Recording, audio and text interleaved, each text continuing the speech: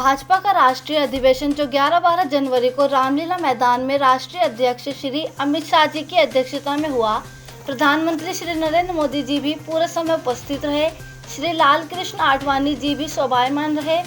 Bhajpa parliamentary board, Bharat सरकार के सभी कैबिनेट मंत्री, सभी मुख्यमंत्री, राष्ट्र और प्रदेश के सभी पदाधिकारी और जिला अध्यक्ष महामंत्री भी इसमें शामिल हुए। अधिवेशन की मुख्य लाइन रही, अब की बार फिर मोदी सरकार। पंडाल व मंच के इर्द गिर्द रंगोली की सजावट की व्यवस्था उत्तर पूर्वी जिला अध्यक्ष अजय महावर के जिम्मे रहा, जबकि अधिवेशन के पूरी सुरक्षा की जिम्मेदारी उत्तर पूर्वी जिले के पास थी, जो कि श्री गजेंद्र यादव जी लीड कर रहे थे।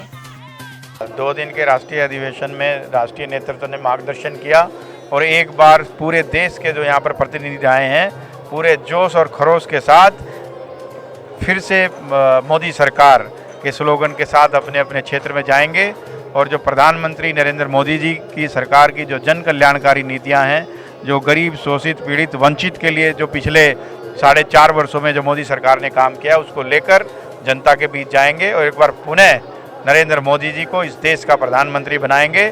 पिछली बार हमारे 282 नंबर आए थे, उसकी अब की बार उससे ज़्यादा नंबर के साथ देश के प्रधानमंत्री नरेंद्र मोदी जी बनेंगे। ये हमारे लिए राजनीतिक दृष्टि से पार्टी का महाकुंभ था। जैसे प्रयागराज में धर्म का महाकुंभ है, यहाँ पार्टी का महाकुंभ था और हम लोगों ने इसमें 1 हफ्ते से बहुत तैयारी भी की है।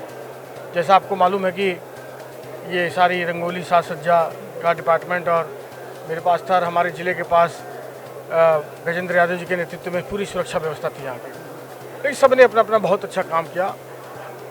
राजनीतिक प्रस्ताव जो रखा गडकरी जी ने, उसका अरुण जेटली जी, योगी आदित्यनाथ जी और हेमंत बिस्वाल जी, केशव मौर्य जी, इन लोगों ने उसका समर्थन किया, अनुमोदन किया। लेकिन मैं ये कहना चाहता हूं कि मोदी जी ने जो आज किया, कांग्रेस पर कड़ा प्रहार किया और चोर उचक्के मिल करके चौकीदार को, मजबूत चौकीदार को भगाना चाहते हैं, ये उन्होंने संदेश दिया है। और उन्होंने कहा है कार्यकर्ताओं को कि नए भारत के निर्माण के लिए जो मजबूत नींव बनाई गई है इस 5 वर्ष में, इसको व्यर्थ नहीं जाने देना है। अगर ये व्यर्थ जाने देना तो सारे चोर चक्के फिर वापस आ जाएंगे। और अगर मजबूत नींव वाली दूसरी पारी अगर हमको मिलती है सरकार चलाने के लिए, तो ये देश दोगुनी गति से आगे बढ़ने वाला है। और इस देश को मजबूर नहीं, मजबूत सरकार चाहिए, यह संदेश देशवासियों को ले दिया है।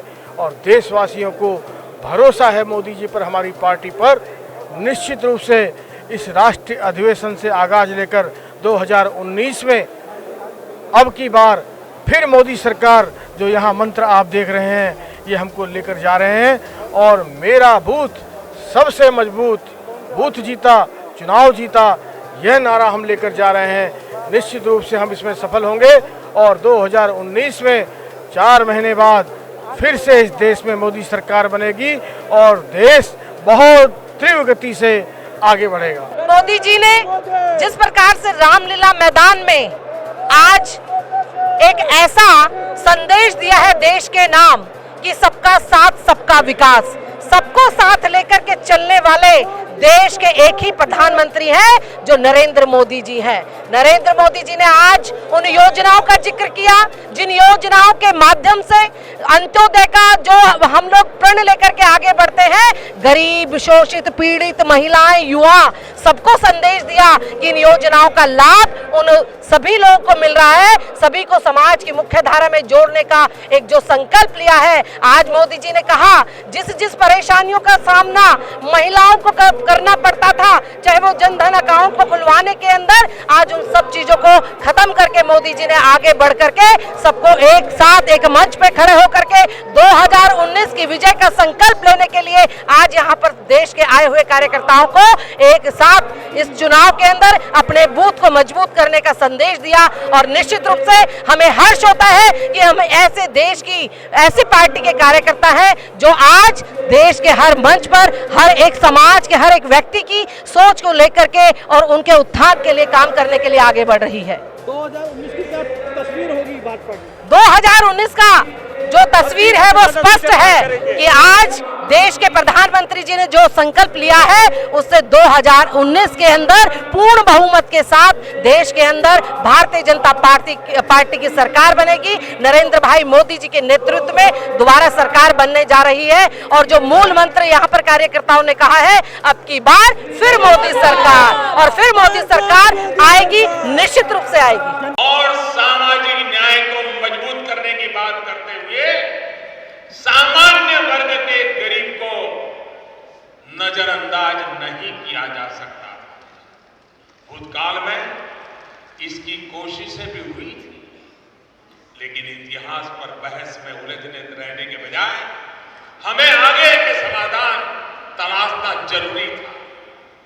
और इसलिए पहले से जिनको आरक्षण की सुविधा मिल रही थी, उनके हक को छेड़े बिना, छीने बिना भाजपा सरकार द्वारा सामान्य वर्ग को 10% आरक्षण का प्रावधान किया गया।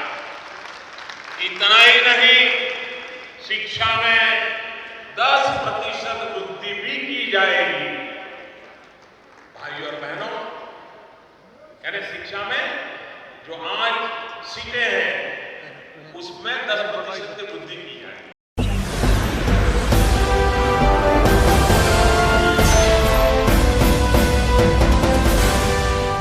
सब्सक्राइब करें।